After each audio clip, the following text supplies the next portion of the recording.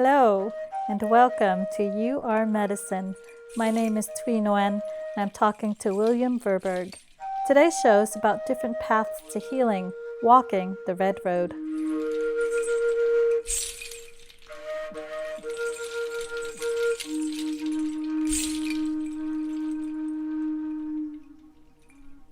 Native Americans refer to the red road as a path of living in harmony and integrity. Many people begin the red road to heal from events and choices that have caused harm to themselves and others, and to practice a life of honor and respect. I discovered that you don't have to be indigenous to walk the red road, and that you may even be walking it without knowing it. The more I learned about the red road, the more I began to see red dust beneath my very own feet. I haven't referred to my own journey in that way, as I am only beginning now to understand some about indigenous ways of seeing the world, but I have committed myself in earnest to a path of healing for some time. No matter what you call this path, it seems inevitable that you will encounter others walking the same road. They may come from completely different backgrounds, different people, different cultures, but still traveling the same road. I met William Verburg as a patient in Window Rock, Arizona, where I set up biannual traditional Chinese medicine clinics for the Dene community. During these clinics, I see up to 50 patients a day, so it's quite packed, and I don't get to spend a lot of time chatting. I usually scan intake forms, have a quick check-in, and do my best under the circumstances to give them some relief through acupuncture. I barely remember the check-in with William, but I do remember when I asked him to follow me to the treatment chair, I heard him say, "Jiao Go." It stopped me in my tracks, and I retorted, "What did you say to me?" I thought I heard him speak Vietnamese, but it didn't compute, and I wanted to be sure I heard right. He repeated, "Jiao Go," which is a general greeting. I focused on my eyes on him, looked him up and down, and said, "You're Vietnamese?" He was quite tall, with a formidable presence, piercing eyes, and graying hair that was pulled back into a short braid. Everything at first glance told me he was Navajo, but when I heard him speak Vietnamese, I did a double take. Could he be Vietnamese, I wondered? "My mom's Vietnamese," he replied. Huh, I thought. I often think Navajo people look Asian anyway, and I myself am sometimes taken as Navajo when I'm there. But to hear someone speak Vietnamese confused my brain just a little bit. After that, we became quick friends. A natural resonance grew between us, not just because we are both Vietnamese, but also a mutual recognition that we are both traveling an unusual healing road that has landed us in that moment in Window Rock, Arizona. I discovered that Will is a sun dancer. Sun dancers are men who pledge to undergo rigorous activities of fasting and dancing in a sacred indigenous ritual of personal and community sacrifice for healing. He recounted to me many mind-blowing experiences. Equally as astonishing, I learned that he makes really yummy Vietnamese food and sells pho on the weekends at the Gallup flea market. There were interesting complexities about him, and in many ways, I felt a kinship with that complexity. I myself have traveled an unusual healing road that has landed me in many interesting places. It was then that I knew I wanted to sit with Will for an interview, not just to discover his story, but through that to help uncover my own and to shed light on the many healing paths we all take in life. I'm curious about your personal healing journey, like you've mentioned it a lot. Oh, And yeah. The whole point, okay, so my first wife and I, when I started going to purity ceremonies, I prayed, I said, please, because I grew up with a lot of abandonment issues, huge amount of abandonment issues. because you were abandoned? I was put in boarding school for 8 years, and I didn't get to see my mom, didn't get to see my dad. Who put you in boarding school?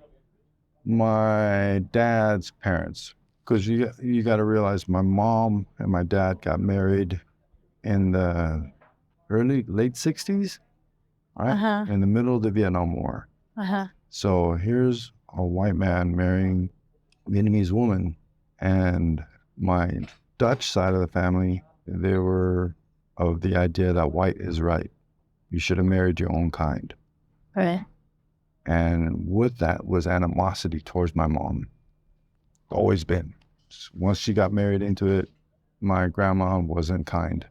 And so her way to disrupt our family life was to put us in boarding school. I mean, it's interesting your history with boarding schools and Yeah. your wife being Navajo. Well, interesting because all native cultures Exactly. is the same way. Right. Even in Hawaii, Right. I can relate to them because I'm like, I was in boarding school too. I understand. So you were talking about abandonment issues. Yeah. What else felt like it was like you were asking for healing for? The amount of animosity, hatred towards my mom created a lot of toxic environment, and all that stuff manifests itself. All that energy gets stuck in my body, or my. How did you feel it? Well, I was always angry. Always angry. Angry boy. Angry. I prayed and I said, God, before I ever have a child, please do not let me have a child until I'm healed. Please. I don't care how long it takes. I'm not ready. I don't want to pass this stuff to them. My job is to clean it up so they have nothing to do. At least from this point back. This point forward, that's my responsibility. There was a clarity to Will's understanding of his childhood that felt refreshing, a clear seeing and naming of the events that created conflict, anger, and a yearning for healing. In modern biomedicine, this type of discomfort isn't recognized as illness that needs healing. Illness isn't recognized until it is registered on tests or manifests as physical illness. What Will is talking about is ancestral, spiritual, emotional trauma. At best, this is recognized by modern medicine in psychotherapeutic settings, and results of that type of treatment are mixed. Other alternative forms of addressing these things are mostly written off by mainstream medicine. And yet, it was clear to me that what Will was talking about is an affliction most all of us suffer from, the trauma of disconnect.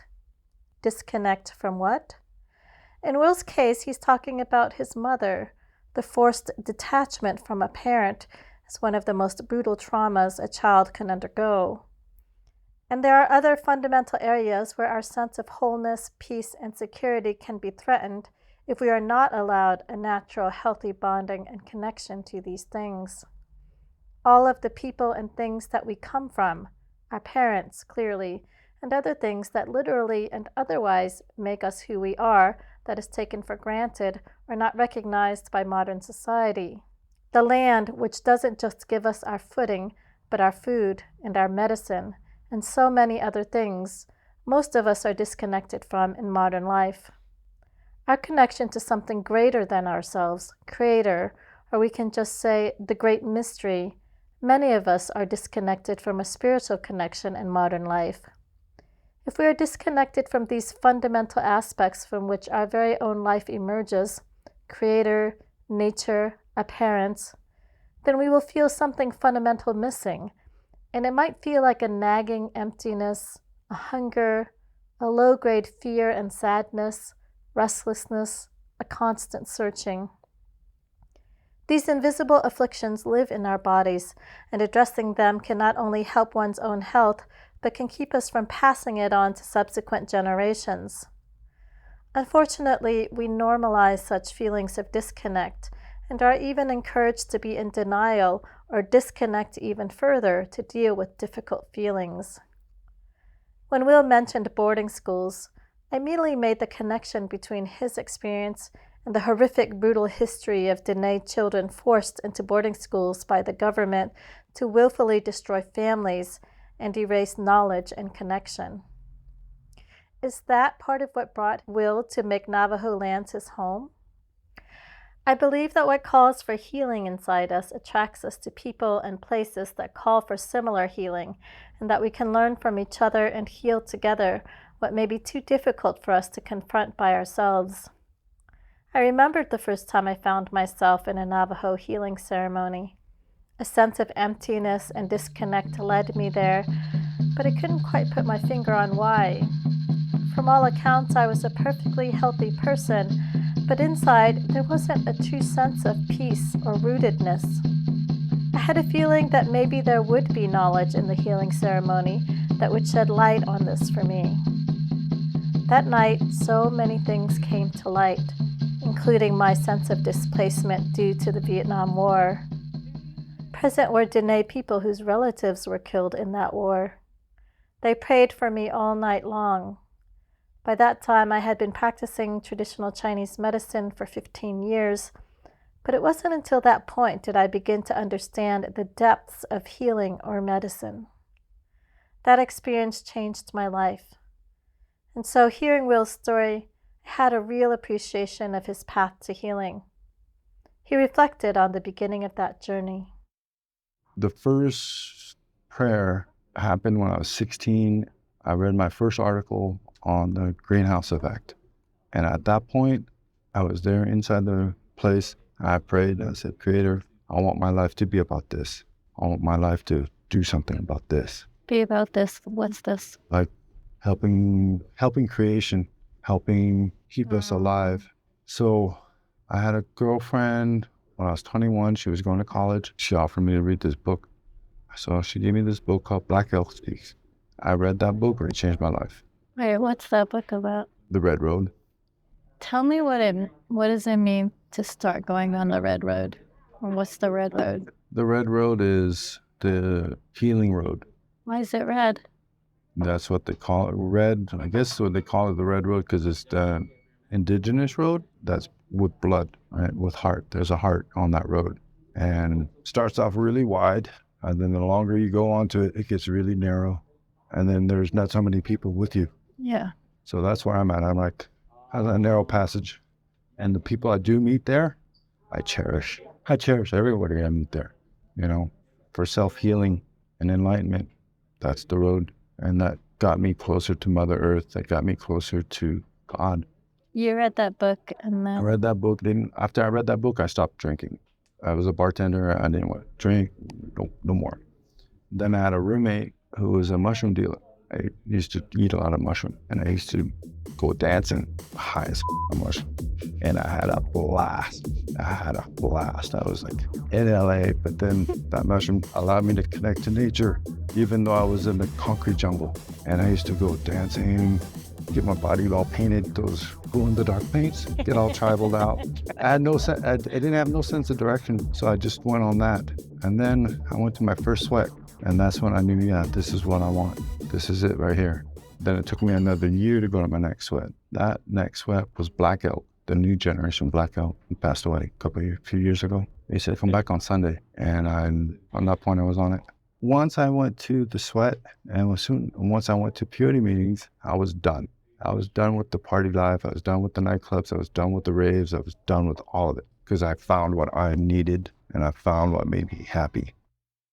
Black Elk Speaks is a book written in the 1930s by John G. Neihardt, an American poet and writer, who relates the story of the life of Black Elk, a Lakota medicine man. The degree of accuracy of reporting of Lakota culture and beliefs is debatable, but what is clear is the strong, enduring spiritual messages and inspiration that the book represents for many readers. In the book, Black Elk recounts a great vision that he had when he was just a boy of a grandfather bestowing him with power upon his path. Here's an excerpt from the book. Behold, the living center of a nation I shall give you, and with it many you shall save. And I saw that he was holding in his hand a bright red stick that was alive. And as I looked, it sprouted at the top and sent forth branches. And on the branches many leaves came out and murmured, and in the leaves the birds began to sing.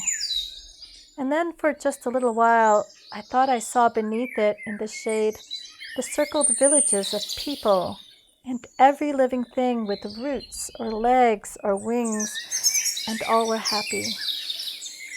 It shall stand in the center of the nation's circle, said the grandfather, a cane to walk with and a people's heart, and by your powers you shall make it blossom. Then, when he had been still a little while to hear the birds sing, he spoke again. Behold the earth. So I looked down and saw it lying yonder like a hoop of peoples, and in the center bloomed the holy stick that was a tree. And where it stood there crossed two roads, a red one and a black. From where the giant lives, the north, to where you always face, the south, the red road goes, the road of good, the grandfather said. And on it you shall your nation walk. The black road goes from where the thunder beings live, the west, to where the sun continually shines, the east, a fearful road, a road of troubles and of war. On this also you shall walk.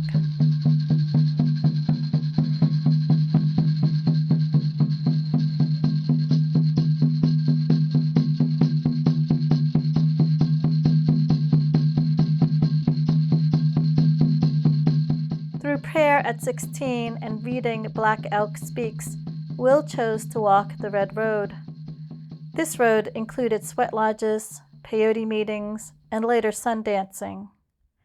Historically, the power of these ceremonies must have been felt even by outsiders, because they were outlawed in a systematic attempt to desecrate indigenous wisdom and to further erase the indigenous peoples.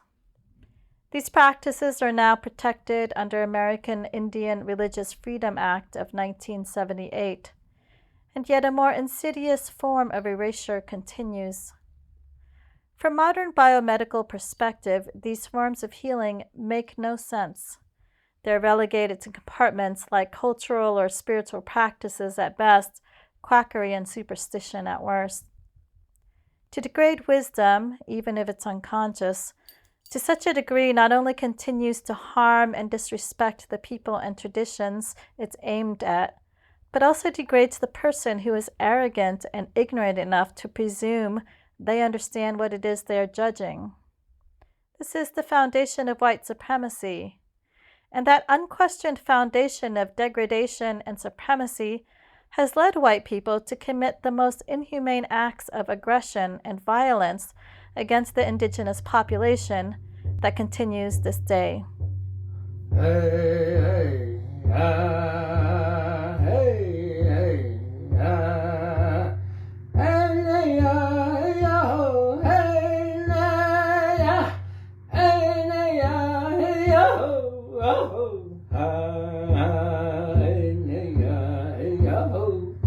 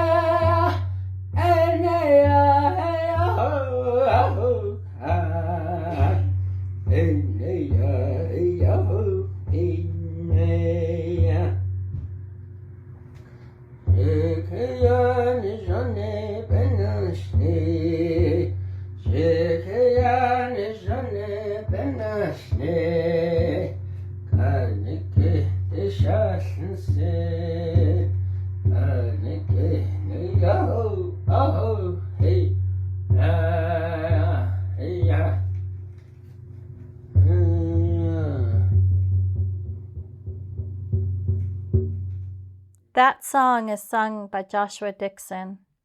He tells me it's a song sung at healing ceremonies.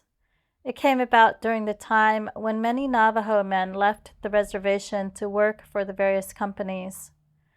For many, it was their first time being around white people and leaving their homelands. Its lyrics are, "My beautiful land is being remembered.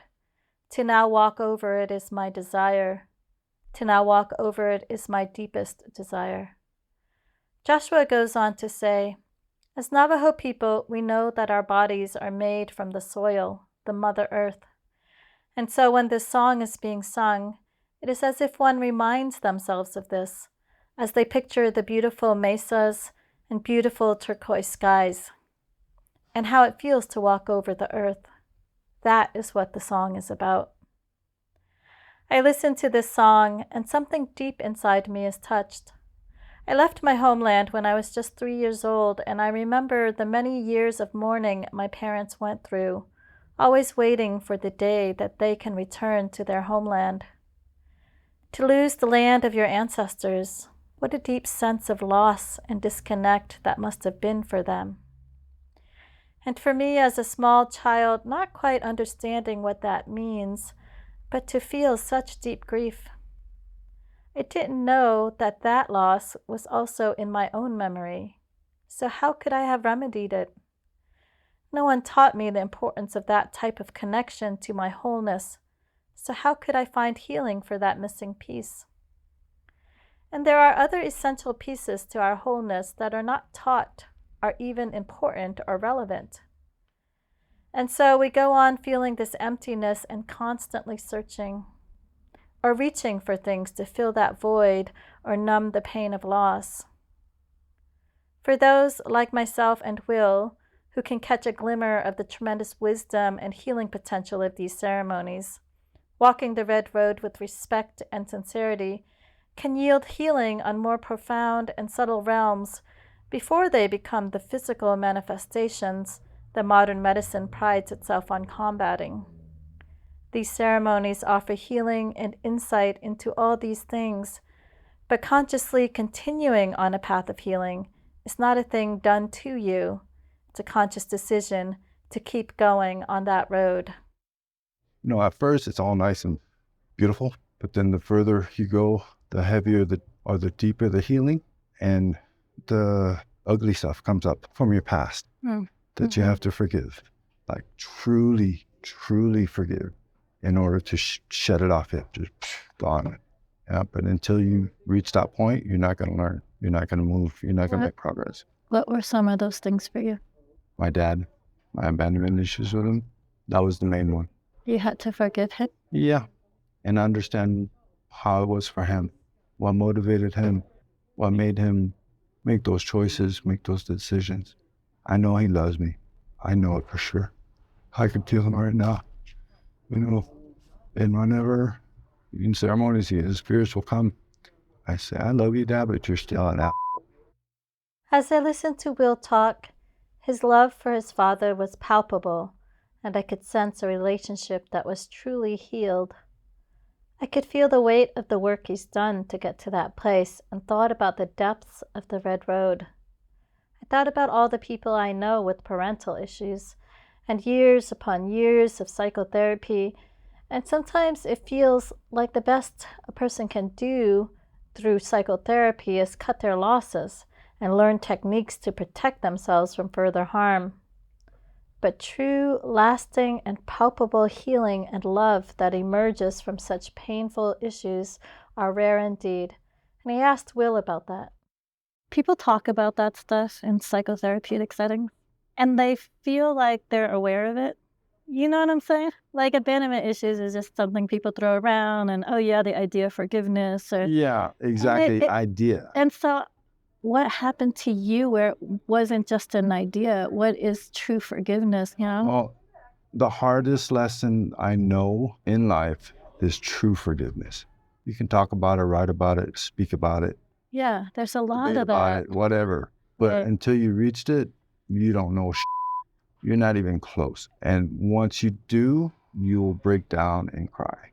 That energy comes into a real physical manifestation, and that's through your tears.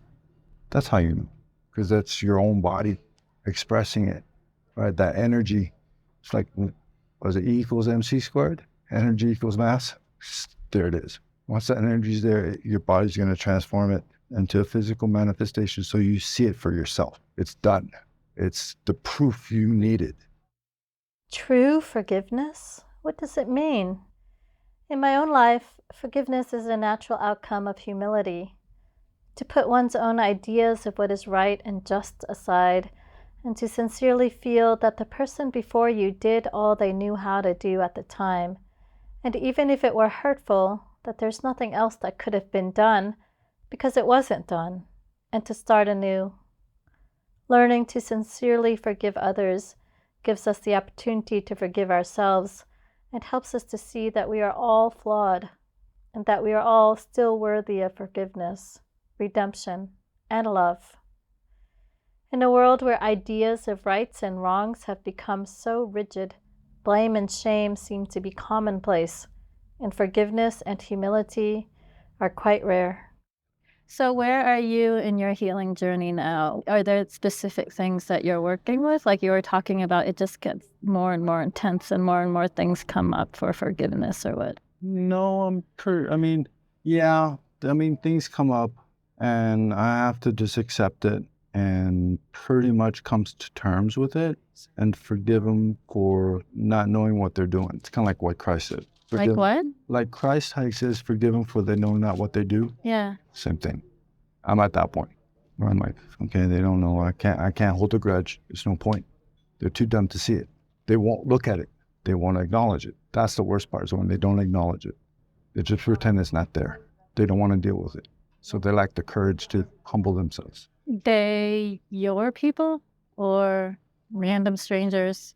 People. Yeah. My people. Your people. Whoever. Society. It goes from my inner circle out. My brother, my mom. So then the out. practice is to keep loving them. Yeah. Then the practice is to be patient with them, because sometimes you expect more out of them and they're not making it and you just get frustrated. So it sucks because you have expectations and you're like, don't expect. That sucks because I know their potential. Yeah. One of the things that I heard, God is always disappointed with human beings because he knows our potential. And when we don't consciously do something to reach that potential, it's like, why did I waste my time? Well, I love you and I'll give you the time. A lot of times what happens is they get misguided. A lot of the population is misguided. And that's purpose. There's a purpose for that. That's that dark manifesting itself into that confusion. It's a distraction. It's light versus darkness. It's just a spiritual war. Then it's always been. I think the thing about God that I always come to and surprises me is God's eternal patience. Mm-hmm. Because there's never a lack of lesson and support, even in the pain, like you were saying. Mm-hmm. And because there's never a lack of patience, I believe that God does believe in our potential. Mm-hmm. It's not conditional like that. No, but his helpers, his angels, they're a different story. Who are his helpers? Spirits. Yeah, I don't know about that. Okay. They... I'm a little scared of them. Like, people are enough to handle, Yeah. Talking about spirituality is something that I'm quite comfortable with, but talking about spirits, not so much. There seems to be a lot of confusion regarding spirituality and spirits. Many people either considering all spirits bad or all spirits good, and then perhaps even more not believing in the existence of spirits at all. Since an early age, I myself have had encounters with spirits that I wouldn't necessarily consider good, and with a Catholic upbringing that distorts understanding of spirits and angels, I personally found it best to not entangle myself in that world too much, in the hopes that a mutual recognition and respect will keep us all in our respective places. The spirits they have the same range of dark and light like people do. Yeah. They get jealous. They get really mad. Right. Like if I don't go their way, they get really bitter, jealous, and they're possessive. So I asked my uncle about it. He was a medicine man. Uncle, why are spirits so jealous? It was because they have ADD. What? What are you talking about? They have attention deficit disorder. No, I know what ADD is, but what does it mean? That means they forget where they're from. They forget their purpose. They forget their goodness. It's not about them. So spirits also have ego. Yeah. They just don't have a human form. Yeah. So why do we tend to revere them? Because when they're helpful, they're helpful. You give thanks for helping. You know, there's spirits everywhere, all the time. When you get people that are having a hard time, Yeah. you know, there's always a way out. Spirit's always trying to guide you there. And then the dark ones, what's their story? Trying to keep you from that. Like if you pay attention now, next time you go to a ceremony, you're gonna experience roadblocks. Something's always gonna come up in your life that's gonna try to prevent you to go there. In some shape or form. Always. Yeah. Yeah. That's why it's never gone. That's why you use cedar, sage. You use all that stuff to get it out. But sometimes they're not strong enough. Would you agree that if there's still darkness in yourself, then it's easier for them to come and affect you? But the more you heal, the less relevant they are, the less they can have influence over you. Yeah. But like I said, conscious decision. Well, personally, I'm always trying to just talk to the creator because I don't know about all that other stuff, and that's scary. Yeah. Yes. I do that too. Because sometimes I'm dealing with stuff I'm scared for my life. Will continues to recount more stories of spiritual afflictions, which were fascinating and got me thinking about the forces that may affect our everyday life. These forces are recognized in the shamanic roots of traditional Chinese medicine. Classics of the medicine reference pernicious influences, spiritual afflictions, and pathogens as evils. Legitimizing traditional Chinese medicine in the modern world means abandoning references to things deemed unscientific and superstitious, and embracing medicine that is reduced to what is observable and controlled. Since experiencing the profound effects of indigenous medicine, I've often wondered about the depths and breadth of medicine that has been lost in the pursuit of the rational. We've so severely reduced our experience and understanding of the world and life in this way, focusing the definitions of what is rational and worthwhile as defined by white, patriarchal, capitalist world system, that few people are able to get a hint that there is anything more, much less follow such an unconventional path as the Red Road. I asked Will about the road narrowing and why. What happens to the people? Why does it start to get so few? They're not stronger. They're not strong enough to continue. They fall off the wagon. They go back to drugs. They go back to alcohol. They get distracted. And there's a lot of distraction. Tons of it. More so than you can even imagine. The majority of the population, they will not understand it and they'll go crazy. That's why the medicine way is not for everyone. It's only the strong-minded ones, the sharp-minded ones. The simpletons will not get it and they'll misunderstand it, fear it, call it devil worshiping, call it whatever, just to justify their anger because they're too dumb to get it. Is it weak-minded or is it strong ego? That's the same thing. Okay. It's the same thing. Because the ego is like overcompensating, but they're lacking. It's the guys that don't have an ego that are like, oh, I want to listen to you. I don't like to think about it like that. Right. So my question is, how does a person become strong-minded then? Is it like you're either feeble-minded, you can't hear, you're dumb? Okay, closed-minded. Yeah, but is it so, are they just no use in helping them? No, you can still help them. It'll just take you longer.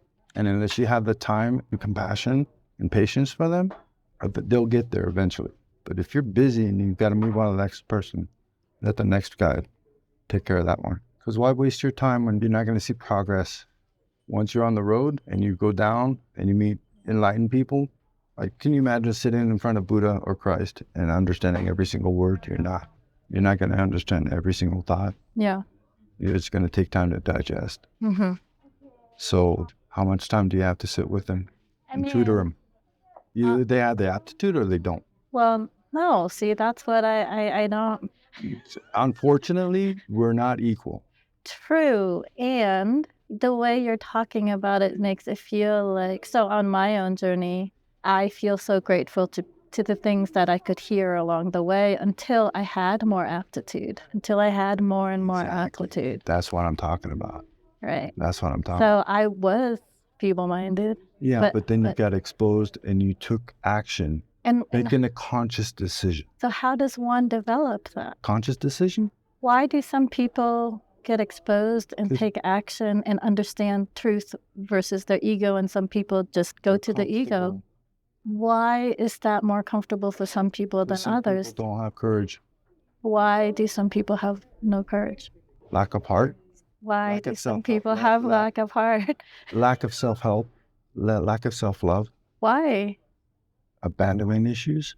Why? That goes back. So this is the healing that you goes back talking about for yourself. Beginning since men walked. Uh-huh. I could feel myself become almost childlike with all my whys, and I couldn't wholeheartedly accept the picture that Will was painting regarding the narrowing of the road and people being too close-minded or feeble-minded. Perhaps I was touching upon my own issues of abandonment, but I didn't like the idea of leaving anyone behind. It didn't seem fair. And I can also see that this may not always be the healthiest ways, as I've been stuck in situations for far more years than necessary because of this stubborn idealism, or as some see it, denial. I continue to wonder, though, what does it take to choose and stay on a healing path?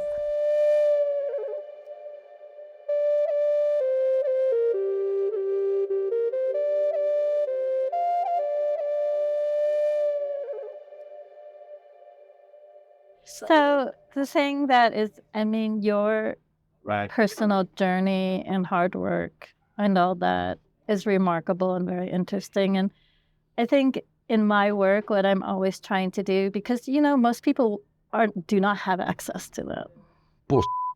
That's a cop-out. Really? You think most people have access to going to peyote meetings if they're sincere, Creator will give them away. Whether or not it's through the peyote, whether or not it's through whatever fits their prescription. Yeah. But the Creator always provides it, always gives them a path. Now, whether or not they take conscious effort, that's the key, conscious effort to do something about it, then they're full of shit. Then they can talk about it all they want, write about it all they want, but to live it, they're not going to get it. They're not. Because my experience is that people are desperate for it. They are talking about it all the time. They do want it all the time. Then pay attention. I do find that people are desperate for healing and guidance on this realm, and that there are few avenues open and available. Some people think that these problems can be dealt with through therapy, yet few people have the resources to pursue that. Other people try some form of therapies associated with spirituality, like meditation or yoga, or any host of other metaphysical ways to process and understand these afflictions that they feel. The sheer number of New Age alternative practices speak to the growing need for healing. Acupuncture is often in this mix, as I find myself engaged in conversation around themes of emotional and spiritual healing in my practice. And so it seems that there is a lot available, and yet few find a sense of wholeness and peace within themselves. For myself, I had been searching for most all of my adult life before I landed in Navajo lands. And while it may seem good fortune that led me to connect to an indigenous healing ceremony that helped me understand my search, I don't think it was all just dumb luck. As Will related, sincerity and conscious effort are important components. What is sincerity? It's somewhat related to humility, and it took me a long time to understand that despite me feeling like I was sincere and humble about my healing, I wasn't at all. I had too many ideas about what was right and wrong, too many ideas about how I was hurt and why, and what my healing needed to look like. I had too many ideas about myself, healing, and medicine to learn anything new.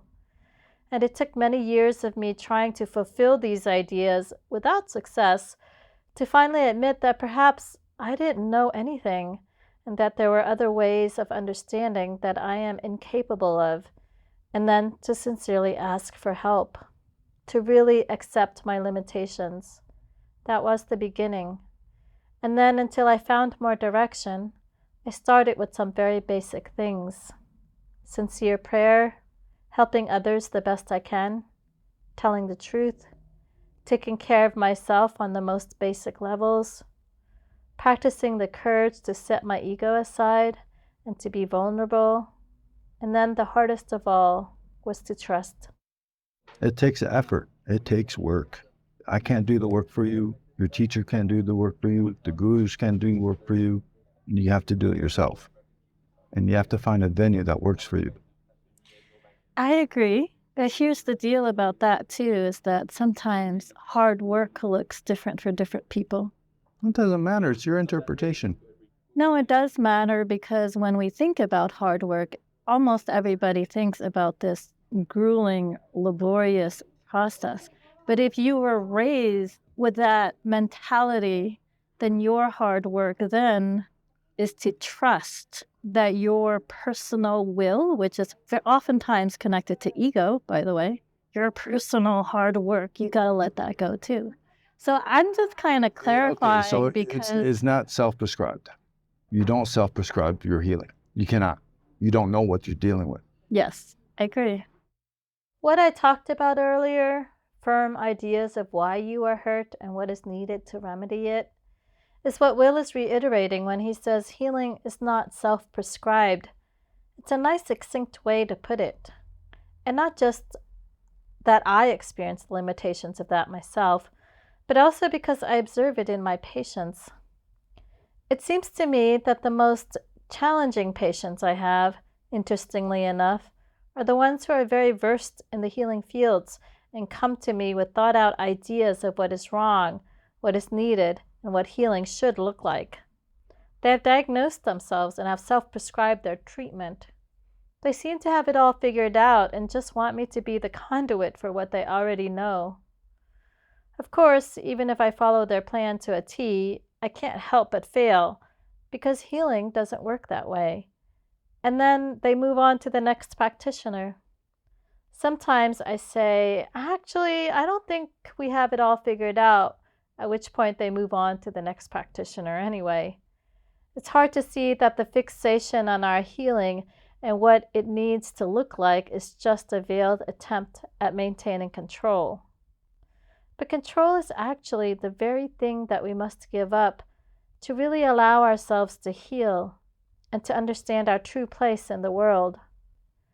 When we maintain control at all costs, we are saying we know better than anyone, and we can only trust ourselves, and so we block out any help that anyone or anything else has to offer. It's a form of isolation, and we will eventually grow sicker that way, because life and health in its fullness is about connection, natural reciprocity, and trust.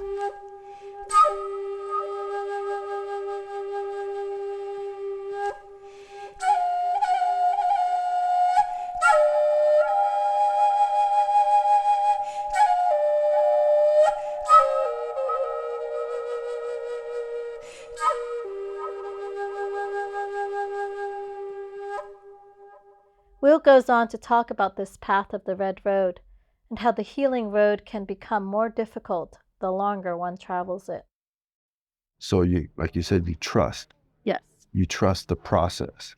You trust what's presented to you Yeah. in life, Yeah. right? But then you also have to think, is this going to help me or not help?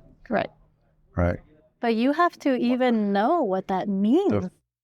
What does help mean? I think there's a lot of confusion about that in our modern world. Everything presents itself as help. We reach for things because it helps us deal with pain in the moment, even though it can make it worse later. But the modern life is very much about quick fixes and easy answers. We don't know what help means. We don't even know what the problem is. How can we know what help is? We're mostly just trying to stop the pain, and that often leads to addiction to things that temporarily distract us from the pain. first thing I would suggest to anyone that asks me, stop drinking, stop smoking weed, stop doing Stop ecstasy. smoking weed too? Same thing? Oh my God. Yes. Will's emphasis on abandoning alcohol and drugs as being essential to walking the red road reflects his journey with substance abuse, and perhaps the journey of many Native Americans as they walk the healing road. For my own life path, with a very different upbringing, those things weren't so seductive, and yet I still find the road not an easy one to walk, because distractions and seductions of a different sort remain, and more cleverly disguised. It's easy to demonize drug addicts and yet praise work addicts. The source of both addictions may be the same, a desperate escape from pain, but one benefits the American infrastructure and the other threatens it. Compulsive consumerism, media addiction, and while we're talking about drug addiction, pharmaceutical dependency, are all ways to escape our pain that are not only accepted, but encouraged in America. This type of darkness takes advantage of our desires to escape pain. And if you want to get really dark, I can argue that America intentionally creates pain so that we become addicted to the so-called solutions it provides, which creates more pain, which creates more so-called solutions ad infinitum. So I would recommend to try to stop running away from pain in whatever you do. Even if it's self-prescribed as healing, it's a running away. And to stop the compulsion to use things or to figure things out, which is another thing we do to keep from being present. To sincerely ask for help to be with whatever presents itself, even pain, and to trust what is being shown to us. No, the red road is not easy because it is a road outside of what we know and what we were taught to do to protect ourselves. The red road is not easy because to reckon with it means a willingness to confront a lot of ugliness, a lot of pain, both personal and societal, and to find another way. To trust that we don't need distractions from it, but a willingness to be with it, and a great forgiveness of others and of ourselves.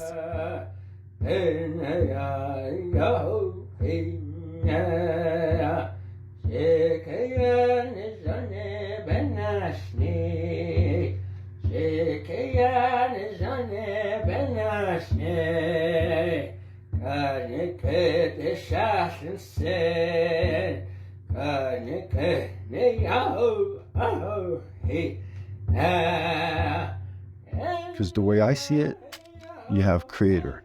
He created everything beautiful. But then you got the light and the dark, right? Yin and the yang. Yeah. Night and day. Yeah. The dark side wants to snuff it all out. The dark side wants to create havoc on what God created because he still resents being kicked out. There is a dark entity, but they work together. But then it goes, it's mind-boggling. It is absolutely. I'm boggled. But I'm like, he's the boss, but then you take care of the underworld or the dark stuff. But then you're also a teacher because whenever the dark comes, it's showing me what I need to look at. Some people won't want to acknowledge it. So that's the part I'm trying to say. Is when the dark comes up, they pretend it's not there and they ignore it. And the manifests further into their lives. Car accidents, broken leg, paralyzation, whatever, to wake them up. But that's how hard the lesson has to be for them to wake up and turn their lives around. Yeah. Because when they continue on their life path that way, they're going to death. They're not creating beauty along the way. They're just consuming the darkness, drinking, drugging, whatever. And that stuff is what's killing everything. While this seems like a bleak picture, I assure you it's not.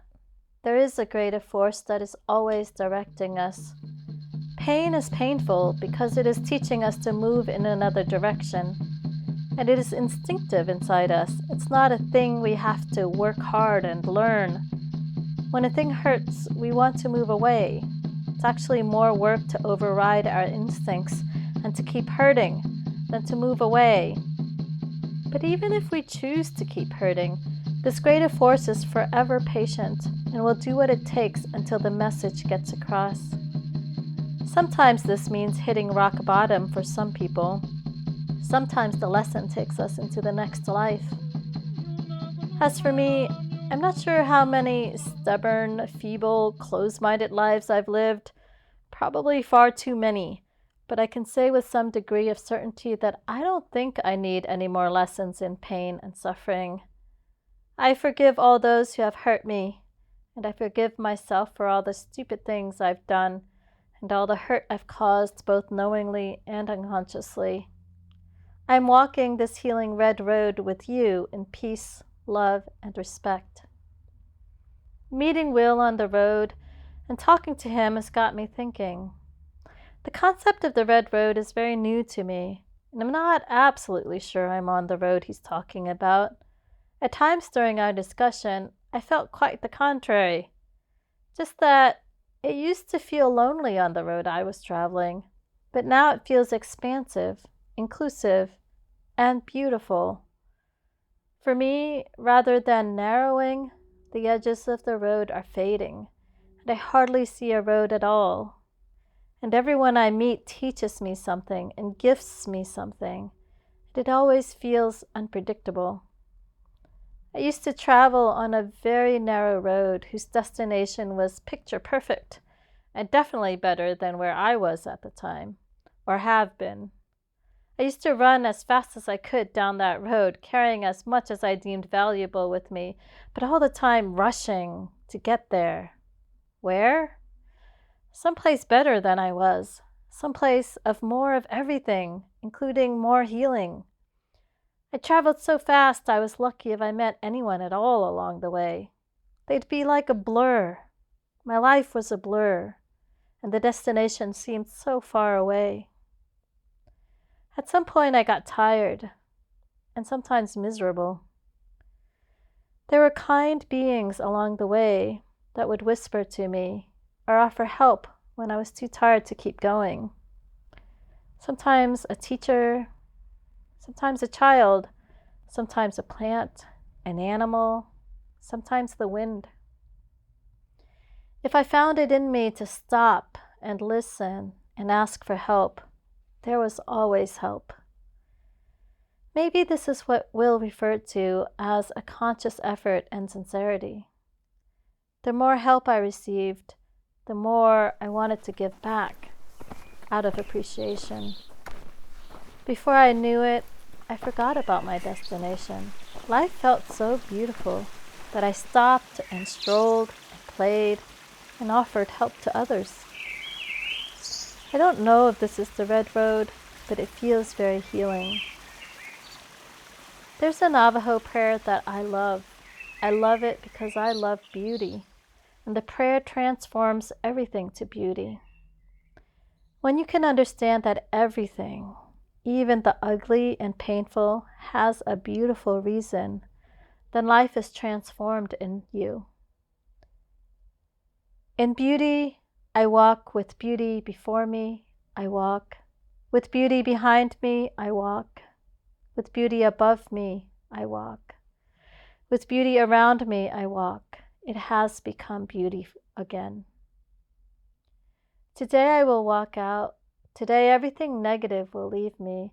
I will be as I was before. I will have a cool breeze over my body. I will have a light body. I'll be happy forever. Nothing will hinder me. I will walk with beauty before me. I will walk with beauty behind me. I will walk with beauty below me. I will walk with beauty above me. I will walk with beauty all around me. My words will be beautiful. In beauty all day long may I walk. Through the returning seasons may I walk. On the trail marked with pollen may I walk. With dew about my feet may I walk. With beauty before me may I walk. With beauty behind me may I walk. With beauty below me may I walk. With beauty above me may I walk. With beauty all around me may I walk. In old age, wandering on a trail of beauty, lively may I walk. In old age, wandering on a trail of beauty, living again may I walk. My words will be beautiful.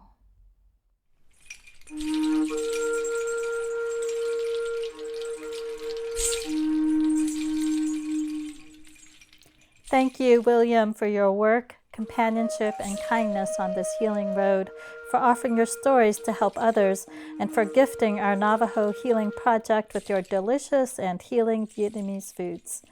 Thank you to Joshua Dixon for your healing voice and song, and thank you to my partner and engineer, Daniel Burgess, for walking this road with me. If you'd like to know more about the Navajo Healing Project, you can go to navajohealingproject.com.